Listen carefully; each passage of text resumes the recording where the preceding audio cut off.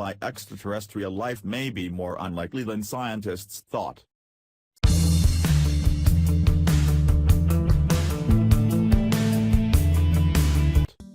Scientists analyzed the Crab Nebula, which is expanding debris from the explosion of a massive star. Phosphorus is an essential element for life, but that there was enough of it for life to start on Earth might just have been a matter of luck, new findings suggest. According to new observations of the Crab Nebula, the leftovers from an exploding star first seen by Chinese astronomers in 1054, presented on April 5 at the European Week of Astronomy and Space Science in Liverpool, England, the abundance and distribution of phosphorus in the Milky Way galaxy may be more random than scientists previously thought.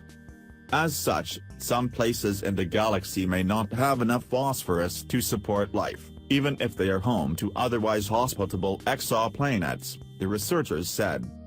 Most of the universe's phosphorus was created during the last gasps of dying massive stars or during a supernova, when such a star exhausts its fuel and explodes. Phosphorus is difficult to observe, and only in 2013 did astronomers make the first measurements of the element in a stellar explosion, in the wispy remains of a supernova called Cassiopeia A. Surprisingly, they found up to 100 times more phosphorus than what is observed in the rest of the Milky Way. But that might have been an outlier. Recently, astronomers Jane Greaves and Phil Sagan of Cardiff University in the UK pointed the William Herschel telescope in the Canary Islands toward the Crab Nebula, located about 6,500 light-years away. Preliminary data, analyzed just 2 weeks ago, shows an amount of phosphorus more similar to the values found in the interstellar gas and dust of the Milky Way, a pittance compared with the abundance in Cassiopeia A. The findings have not yet been submitted to a peer-reviewed journal. It is not a guaranteed thing to have phosphorus abundant everywhere, ripe for the picking, Sagan told Live Science. It seems to look like luck plays a bigger role in this. Some of that luck may come down to size. The star that created Cassiopeia A is roughly twice as massive as the one that made the Crab Nebula.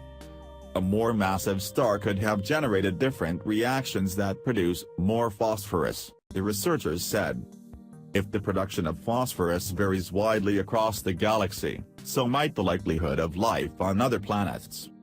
Even if a planet had every other condition required for habitability, it might still be bereft of life because it formed where there was a dearth of phosphorus, the researchers said.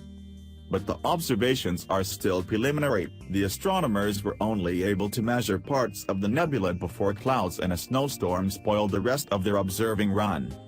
Still, Sagan said, the data they do have show significantly less phosphorus in the Crab Nebula than in Cassiopeia A. The researchers have applied to use the Herschel telescope to study the rest of the nebula. Future analysis will also include comparisons with computer models, Sagan said. Ultimately, astronomers will need to measure phosphorus in other supernova remnants across the cosmos, Sagan said. We really want to look at how it's spreading out from supernova remnants and falling back into the interstellar medium, that's the key. Thank you for watching. Don't forget to drop a comment, like and share this with friends and family. Please remember to subscribe to my channel here.